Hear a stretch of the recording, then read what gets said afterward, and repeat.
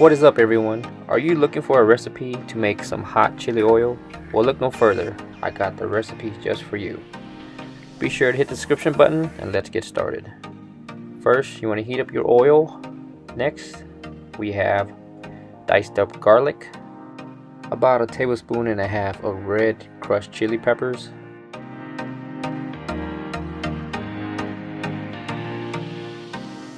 next up I have some pickling spice. Now if you can't find this, it's basically your cinnamon, your bay leaves, your cardamom, star anise, and some Szechuan peppercorn. Next I have some ground lemongrass. Now this is optional, but I put this in because it's very fragrant once the oil hits it. 2 tablespoons of chicken bouillon, 2 tablespoons of sugar, and here I am adding some sesame seed.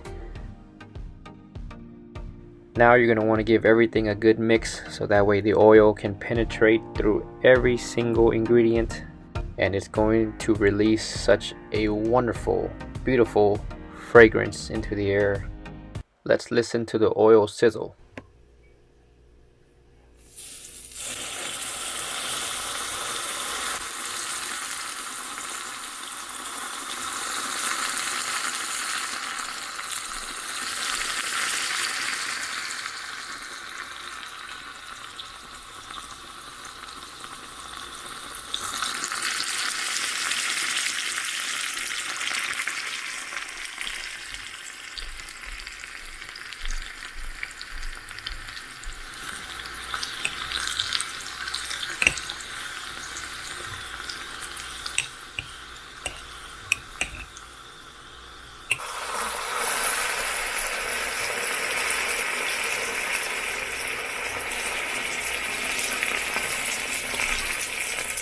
And there you have it. This is how you make your homemade hot chili oil.